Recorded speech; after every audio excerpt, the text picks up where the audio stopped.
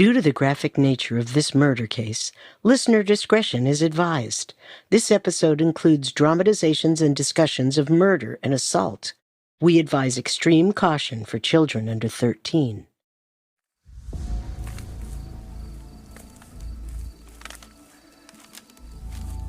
As the clock ticked towards midnight on June 10th, 1937, two men traversed a thick patch of woods that led to Long Meadow Farm in Stony Brook, New York. To an onlooker, it might have looked like two criminals using the cover of darkness to conceal their identities. However, it was the exact opposite. These men were FBI agents. They were taking advantage of the farm's remote backroads in order to sneak onto the premises. Earlier that morning, this would have been impossible. Only hours before, the quiet plot of land was teeming with state police, federal agents, press, and curious onlookers. Alice Parsons, the 38-year-old woman who lived at Long Meadow with her husband and housekeeper, had gone missing. And already, this case was beginning to feel like any officer's worst nightmare.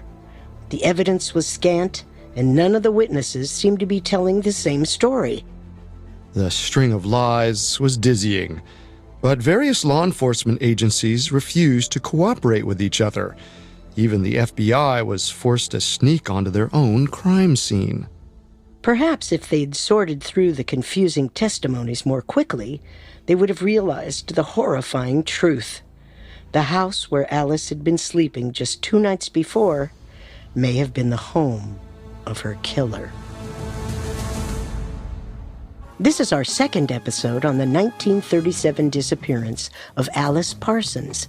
After Alice disappeared from her home, state police launched an investigation that eventually attracted the FBI. Although there was about as much manpower and resources as anyone could have hoped for, the case was flawed from day one. It was as if Alice Parsons had vanished into thin air, and every time the investigators got close to finding her killer, they saw the case unravel before their eyes. We have all that and more coming up. Stay with us. On the evening of June 9th, 1937, the first police officers arrived at the Long Meadow Farm in Stony Brook, New York. Waiting for them at the farmhouse were Alice's husband, 49-year-old William Parsons, in addition to their housekeeper, 36-year-old Anna Kupryanova, and her son, Roy. William immediately sat the officers down and explained the situation, but his version of events seemed a little skewed. My wife, Alice, was supposed to meet me at the Huntington train station. She had dropped me off earlier that morning, and we agreed she would meet me at 5:45 p.m. We must have gone over it 1,000,000 times, and she's never late, and she is certainly never forgotten. And neither of you have heard from her? No, not a word since this morning. I'm sorry, who is this? Oh, that's my sister, Anna. You can call her Miss Parsons. Anna Kupryanova was a great many things. She was Parsons' family housekeeper, young Roy's mother, a Russian immigrant, and most importantly for this investigation, William's secret mistress. She was most certainly not William's sister. It seems like the cops dismissed this lie, thinking that William merely misspoke. And it's possible that this was just a result of nerves. But as the day went on, he and Anna made it clear that they had no problem massaging the truth to serve their own interests. Now that Anna was formally introduced to the officers, she was asked to give her account of things. At first, her answers seemed fairly accurate. She told them that she and Alice spent that morning together after Alice returned from the train station. But then Anna said that she saw a large Buick pull up to the house around 10:45 a.m. It looked like 2 people were inside. Alice went out to greet the strange vehicle and then spoke to the man in the driver's seat for a while. Anna claimed that Alice told her that these 2 strangers were interested in buying her late uncle's estate in Huntington, New York. She was going to drive over there with them and give them a tour, but it wouldn't take long. She'd be back before lunch. That was the last Anna heard from her. Next, the police checked in with William. He said that he'd arrived at the train station that night and became concerned when Alice didn't pick him up. He told authorities that he called Anna and was shocked to hear that his wife had been missing for most of the day. When the police asked him about what happened to Alice, he said the same thing that Anna did. As far as he knew, she got into a stranger's car that morning and never returned. But he seemed far less confident in the story than the housekeeper had been. It was almost as if he was taking cues from her. Within 15 minutes, the initial interviews were concluded, and the officers began scanning the home and property. One of the first things to catch their eye was a small vial on the kitchen table. It contained roughly 2 ounces of liquid and was labeled Kane's Drugstore, Port Jefferson, chloroform. These state police officers probably should have collected that vial right then and there, but they didn't want to let anyone in the house think that they were being considered as suspects at this early stage, so they left it alone. The officer who found the bottle left it on the table and went upstairs to interview Roy, Anna's 10-year-old son. But when he returned, the vial had vanished. This was odd, but the investigation had to continue. After they'd taken the initial statements, the officers interviewed Anna and William together. So, William, this might be troubling for you to hear, but we must consider all of our options. If this does turn out to be a kidnapping, we'll need to know about your financial situation, for the ransom and all. Do you have savings? You know, officer, I think you're right. I feel like this was most certainly a kidnapping. I mean, you really should start looking for a note. I bet there's one around here somewhere. I actually don't have any inclination to believe that's the case. We just need to cover all of our bases at this point. No, this feels like a kidnapping to me. I mean, the family is comfortable, and why else would a woman with money like that disappear, She could have fallen ill, or she could even just be with a friend or relative. It hasn't even been 24 hours. Is there any particular reason why you're so convinced this was a kidnapping? It's a gut feeling. My gut has never led me astray. Not once. The officer, I think what Anna is trying to say is that we are just tremendously worried about our Alice. Maybe we should look for a ransom note so we can put the theory to rest, right? For our peace of mind. Right. Sensing that this wasn't going to be an open and shut case, the officer called backup and put out a few feelers to nearby federal agents. As more investigators showed up to the farm, Anna and William were subjected to dozens of interviews. And the lies kept coming. William stated that Roy was his legally adopted son.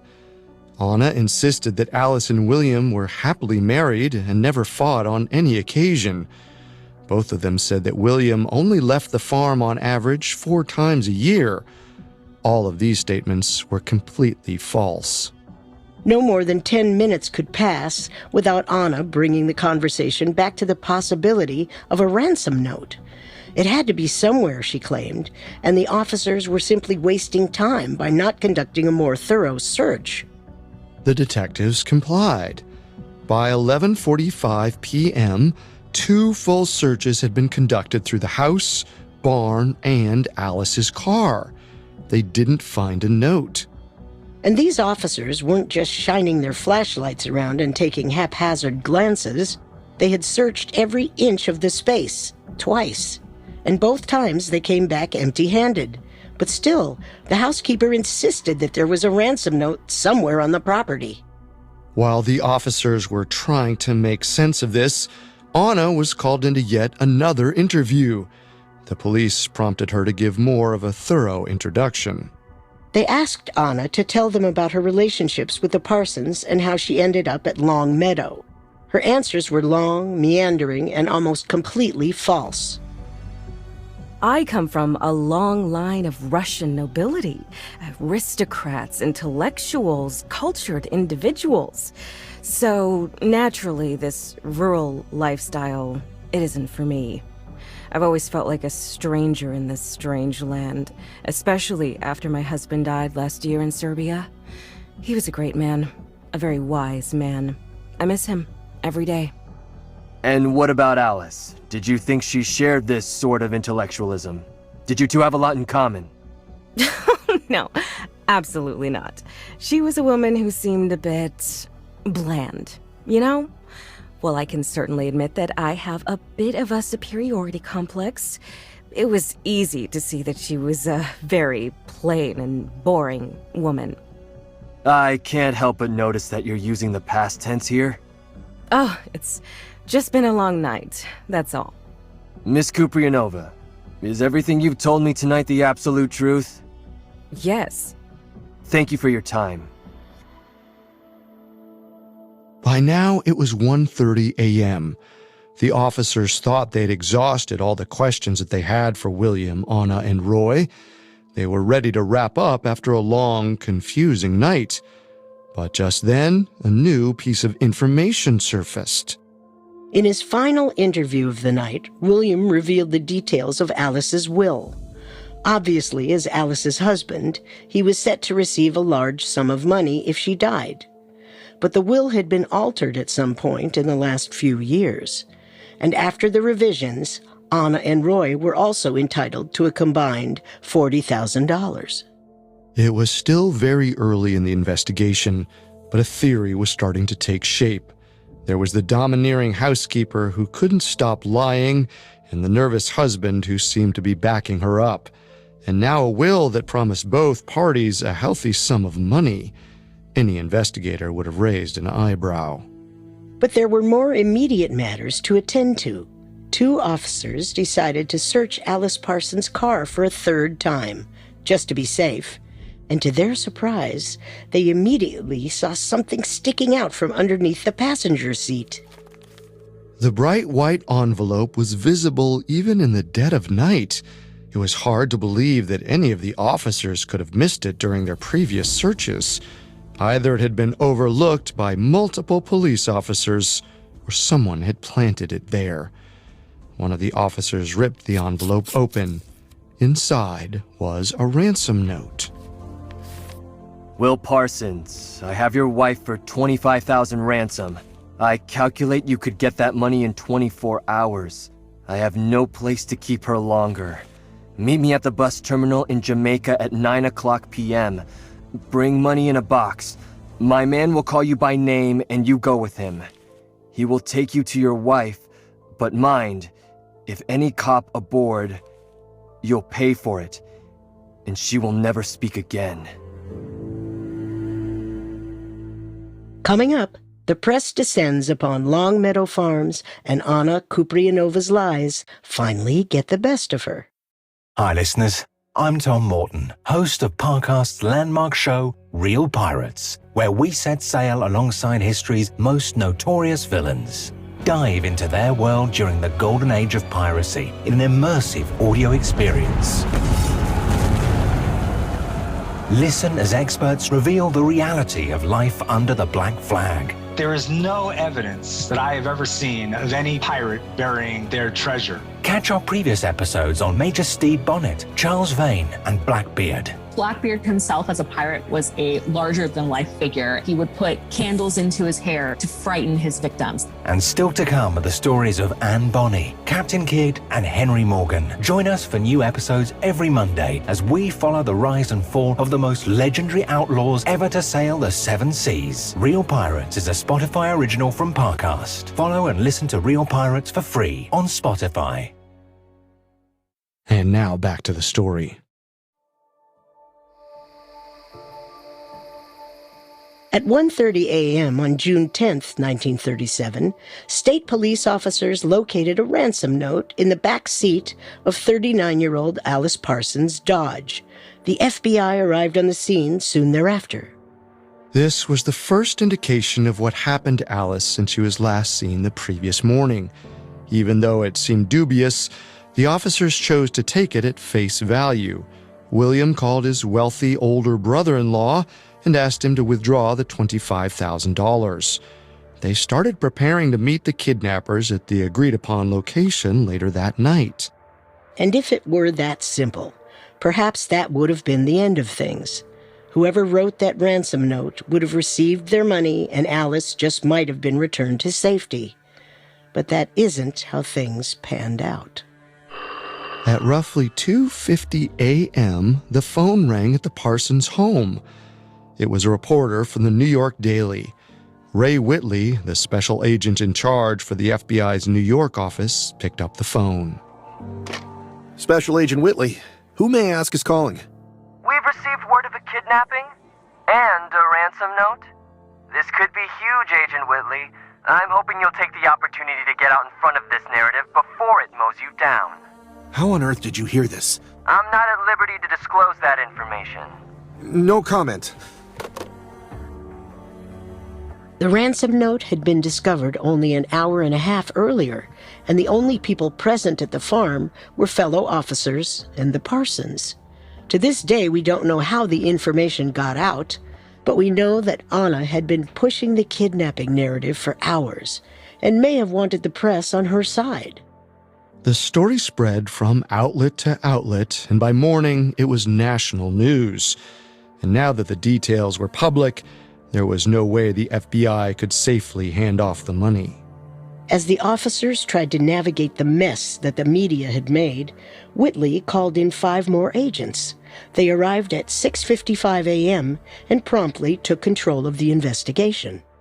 Just like the state police before them, the agents collected testimony from their 2 main witnesses, Anna Kupryanova and William Parsons.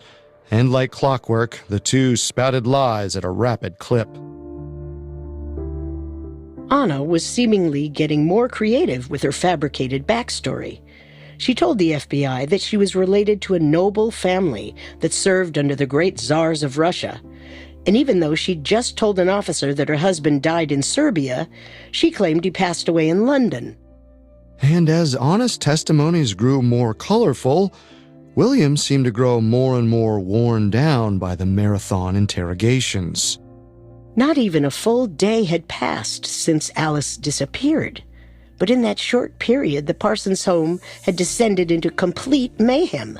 4 different branches of law enforcement, local, county, state, and federal, had filtered in and out. And as if that wasn't enough, the media had arrived, essentially barricading the family in.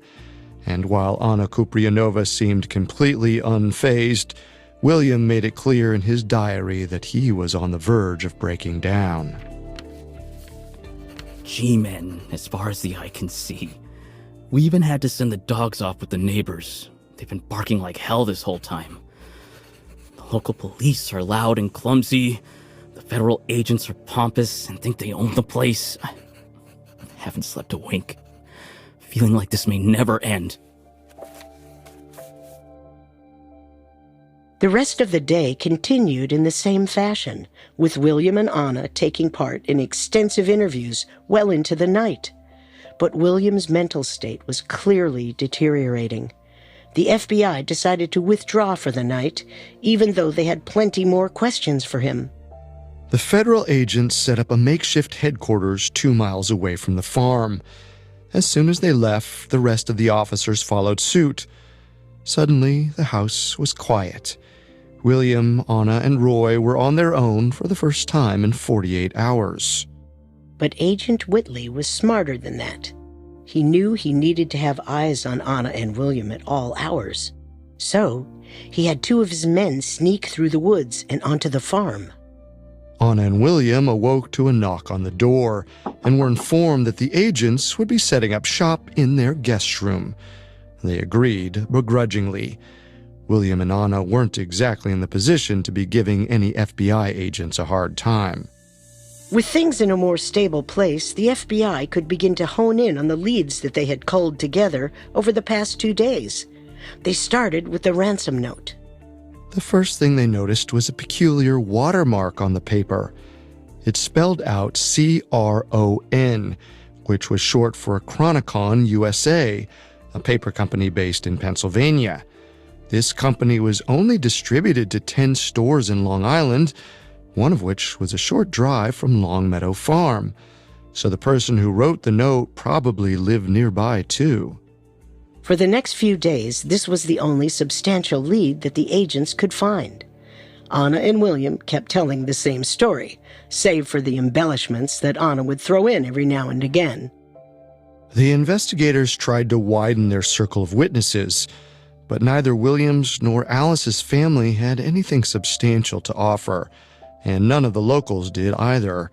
But then, in the second week of June, the agent stationed inside the Parsons home proved to be more useful than anyone could have anticipated.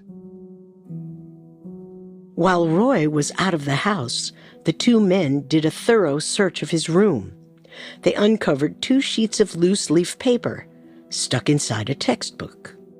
Along the lower left side of the page was a watermark, CRON, the very same watermark that was found on the ransom note. They reported their findings to headquarters and immediately had the ransom note sent out to be checked for fingerprints and handwriting tests. At this point, the agents had 2 suspects, Anna and William. It seemed like the 2 of them were trying to present a unified front, even though Anna seemed to be pulling the strings. But as it stood, there wasn't much solid evidence against them. If DNA or penmanship could tie them to the note, it could change the entire course of the investigation. A handwriting analyst was able to find some similarities between the note and a sample given by Anna, but it wasn't enough to move the case forward. There were fingerprints on the note too, but they weren't a match. Because the ransom note didn't give the investigation the push that the agents had hoped for, there was still plenty of work to be done. Over the next few weeks, search parties of up to 150 volunteers and police officers searched the farm in hopes of finding anything that could help track down Alice. And while they didn't find any burial sites, strange footprints, or murder weapons, they did find something that was certainly illuminating. The search party uncovered a surplus of used condoms in the septic system. At first, this didn't bring about any sort of pause. But once it was passed along to the authorities, they started to put the pieces together. The investigators knew that Alice had been desperately trying to have a child with William before she disappeared.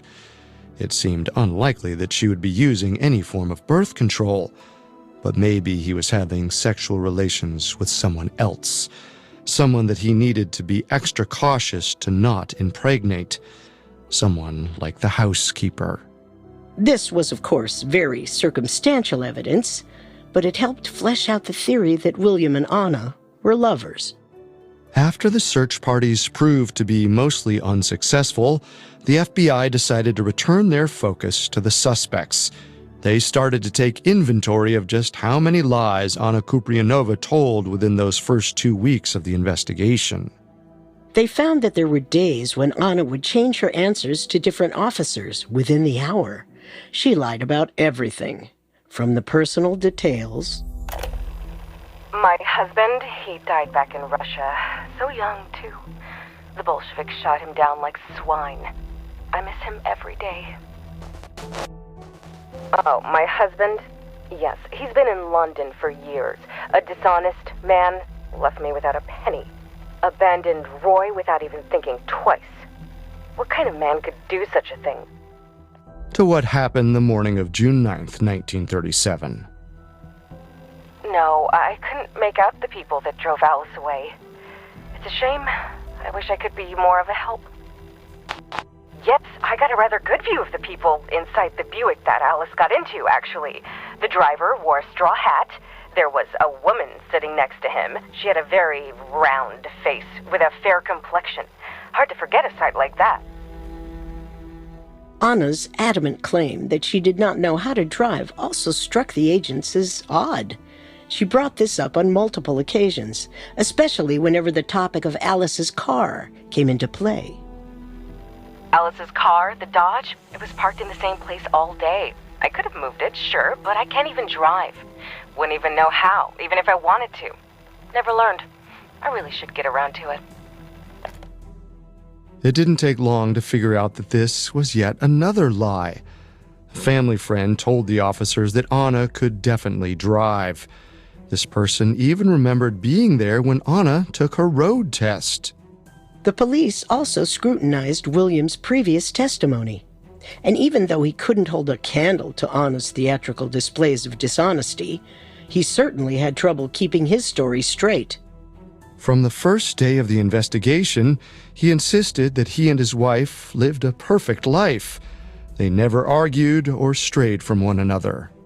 But then, in another testimony that had gotten lost in the pile, FBI agents found some troubling statements that William had made in the early hours of June 10th. It seemed like a rare moment of honesty that, for whatever reason, had been entirely overlooked by investigators. I'll be honest with you. I have to be honest with you here. For the past 8 weeks, me and Alice have been on the outs. Sometimes she'd do a good 12 hours without saying so much as a word to me. It's like she's in her own world. Any idea why? I'm so tired. I shouldn't even be talking to you like this. You're doing the right thing, Parsons. Now come on, let's just talk this through. Isn't it obvious?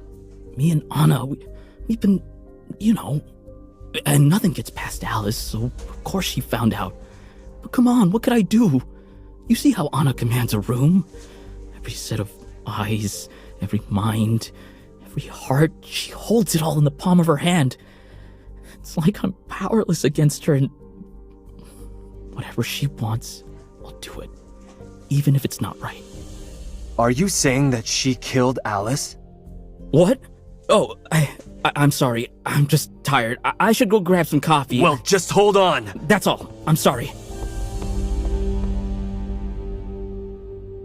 Coming up, Alice and William's lies start to unravel. And now, back to our story.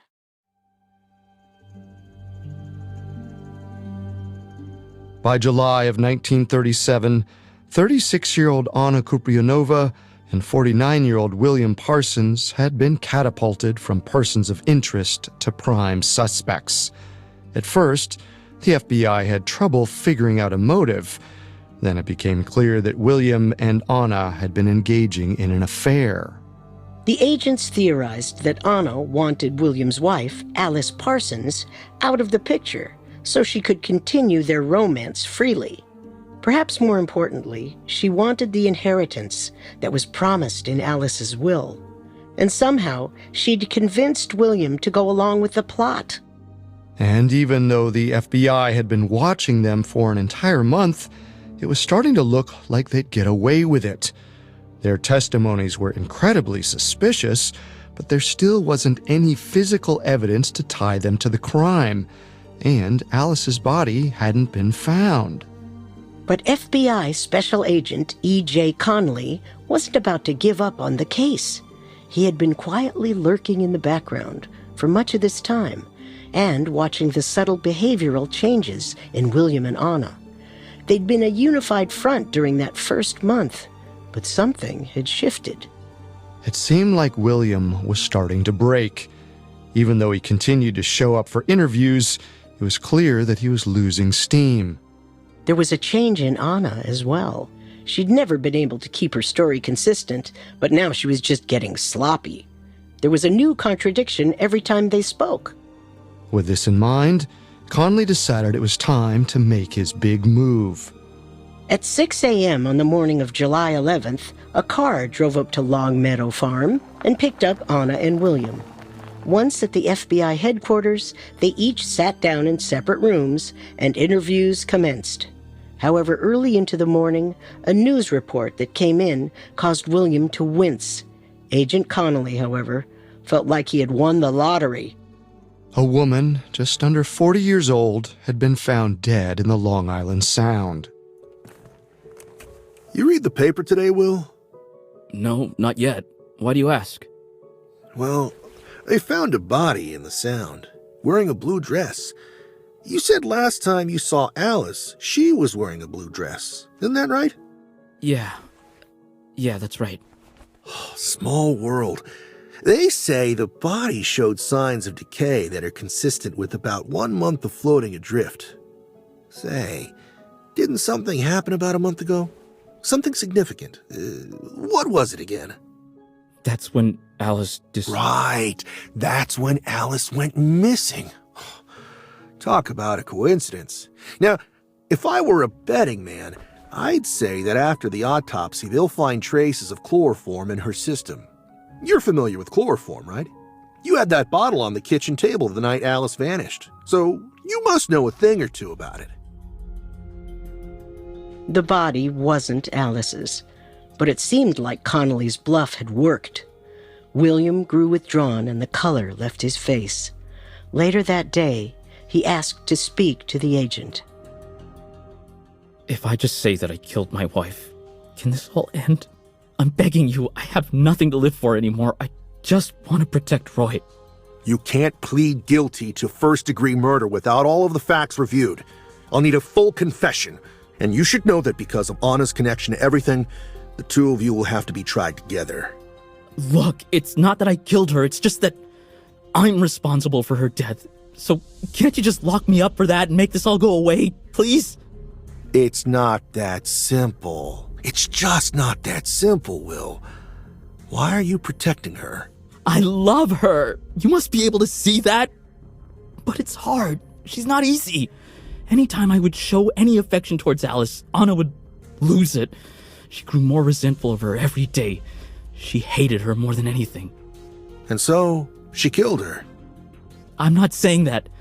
All I am saying is that I allowed for her death by letting this ruse go on for as long as it did. So it's my fault. There are too many loose ends. What about the chloroform? I bought it, okay? I'll confess to that. But I did not kill my wife. Thank you, Will. Conley continued to push on William, trying to get him to confess to Alice's murder outright. He refused to go that far, but he did give a sworn statement about purchasing the chloroform. He mentioned that Anna asked him to purchase it, and even said that he believed Anna intended to kill Alice with it. It seemed like Anna was using him to help eliminate Alice from her life completely. Whether or not William still had any remaining feelings for Alice was unclear, but it seemed irrelevant. He would do anything Anna told him to. While this was happening, Anna was being kept in a separate room on a different floor of the FBI headquarters. An officer told her about William's statement, and the two were placed in the same room for the first time in 20 hours. They were both told that this was so they could confer and decide how they wished to proceed. What they didn't know was that microphones were hidden in the room. The FBI agents could hear their every word. Why would you tell them that? Why are you so weak? Just tell them where the body is. This can all go away. I'll take the blame. You and Roy can be happy and free of this. There is no body. She's not dead. Then where is she? I'll tell the lawyer. I can't trust you any longer. This wasn't enough to charge either of them with murder, but if the agents could just get some hard evidence on their hands, this recording would win over just about any jury. Conley was sure of it. Feeling as though he had all he could possibly need, he sent Anna and William home with a few FBI agents that afternoon. From here, they just needed to build out the case a little bit more. A few more sweeps of the property, maybe a wiretap here and there, and William Parsons and Anna Kupryanova would be behind bars. But there was something Connolly didn't account for. And that was the effect that Anna had on William. She controlled him entirely. The two of them had 2 days alone at the farm before Connolly's next visit, and by that point, the damage had been done. Agent Connolly, good morning to you. You seem to be in a good mood. Well, here's the thing. This might come as a bit of a shock, but I'll have to recant my statement. William, you cannot be serious. What did Anna say to you? We talked about it. We talked about so much. And you see, I was delirious. I've been so sleep-deprived and stressed. I'm sorry, officer. You know this completely ruins any chance of you being taken seriously in court. In the news, you'll be seen as a liar, unreliable. The things we do for love, right? I'm sure you'll understand. Sorry to waste your time. William retracted his confession and forced Conley to write up a new statement. In it, he claimed to have never purchased chloroform and had no knowledge of Anna doing it either. He also wiped any admission to a romantic relationship with Anna off the record. He claimed that his previous statement was the result of a momentarily weakened mental state. Conley was devastated by this turn of events, but he was still fairly certain that William and Anna were guilty. He just needed them to admit it. Conley spent the next few months trying to coax a confession out of William and Anna, but no matter what he did, they refused to talk. The investigation was stuck in a holding pattern until September 1939, when William Parsons called a surprise press conference. There, he told the media that he was selling the farm in Stony Brook. He said that he still hoped to have his beloved wife returned to him. After the farm sold, William boarded a ship to Los Angeles. About 2 months after that, Anna and Roy followed suit. By this point, William had already adopted Roy as his own son. It seemed like the three of them were trying to distance themselves from Alice Parsons and begin a new life on the West Coast. But the FBI was tracking them the entire time. A group of agents watched Anna and Roy arrive in California and started tailing them on their way to the new home they planned to share with William. The investigators wanted to stake out the house and eventually set up surveillance there. So, as William, Anna, and Roy drove off into what they hoped would be a fresh start, the FBI were close behind. And then, disaster struck. Not long into their tale, William's car suddenly stopped and pulled off to the side of the road. It seemed like he'd noticed the two cars. Acting fast, the first vehicle just kept driving ahead, paying no mind, but the second driver didn't do so well under pressure. He came to a screeching halt behind William. The suspect promptly got out of his car and approached the plainclothes officers.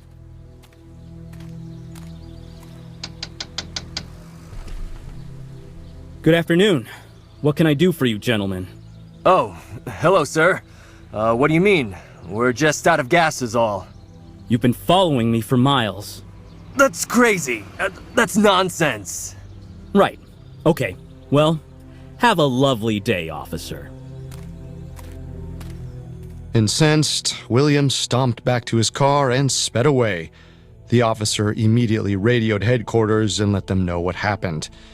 Then, the second travesty of that afternoon occurred. Both FBI vehicles were ordered to return in order to debrief. This meant that the tail on William and Anna had been lost.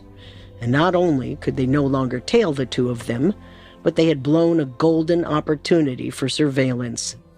If there was ever an opportunity to catch either of them confessing to the murder of Alice Parsons, this was it. And the moment was gone. With this massive letdown, the Alice Parsons case went cold.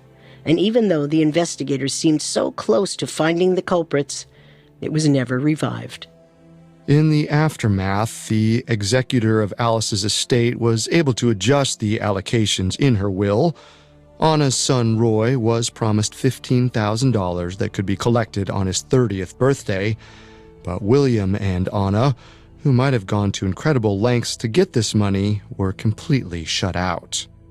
It must have been a letdown, and surely took a toll on Anna and William's relationship, but nothing that couldn't be mended with the passage of time.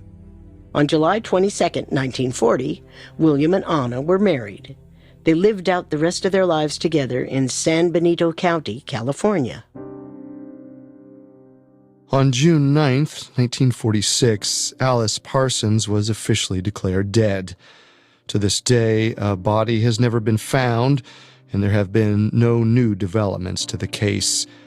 With the amount of close calls that took place over the 6-month investigation, it is baffling how Anna Kupryanova and William Parsons did not end up behind bars.